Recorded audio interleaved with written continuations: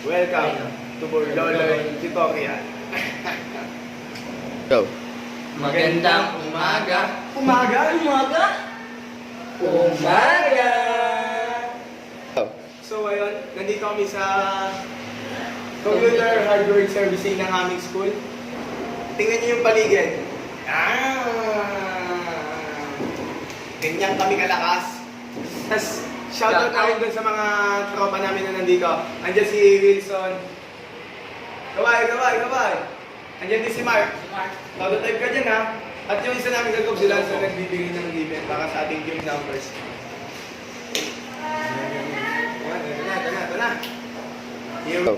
So ayun, ituturo sa atin ni Jerwin. Sasabihin sa atin pala ni Jerwin kung ano yung topic natin ngayon. Jerwin, So ayun, kung hindi kayo marunong magbasa, ito ba, masahin ko para sa inyo. Square and cube numbers. ano nga ba ang square numbers? Bibigyan kami ng isang example. Kasi, ganito yan. For example, 10. Pag square numbers, it's just a simple like, i-multiply mo lang yung number na yon sa sarili niya. Example. Parang ganito. Giving natin is 10. Para makuha yung square root niya. Makuha. Yan. Yan yung gagawin natin. Multiply natin siya by itself na kung saan nakukuha natin ang answer, which is 1. So ito pa isang example. Example is 5 squared. How to solve it is 5 times 5 equals 25. So ayun, ganun lang din siya kasimple. Mumultiply mo lang siya sa sarili niya para makuha mo yung sagot. Parang nagugutom ako ah. Oo nga. Ako rin eh. Pagpapatuloy namin ng vlog, kakain na kami. Charot lang. So ayun, ibabalik kami ngayon. Konting recap lang tayo sa squared numbers. Given natin is 10 squared. Para makuha natin yung squared niya, mumultiply natin siya by itself. Then makukuha na natin yung answer. Lapit ito. Ganito. 10 times 10 is equals to 100. Ayun na yung square ng 10. Nakuha na natin siya. Ito pa yung isang example. Charan! Kala nyo, yun lang ha. Ito pa, meron pang 5. Para makuha ulit natin, mumultiply na ulit natin siya by itself.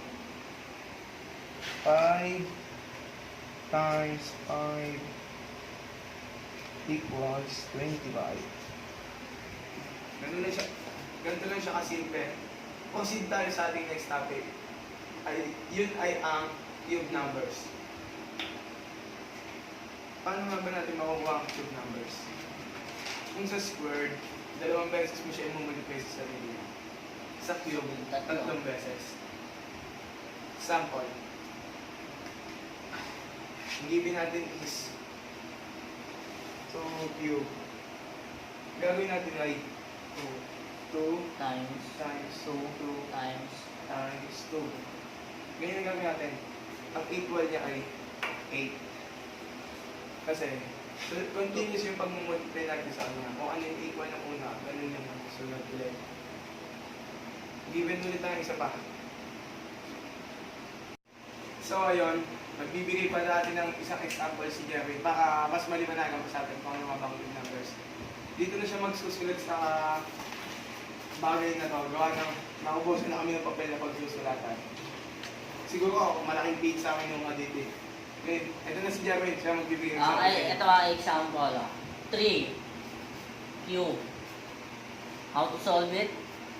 3 times 3 times 3. 3 times 3, 9. Tatimes mo yung 9 sa 3 equals 27. Ito ang total answer. So ayan, ganun lang siya kasimple. Kitang-kita niyo naman. 3 beses lang minultiply yung sarili niya para makuha natin yung answer, which is 27.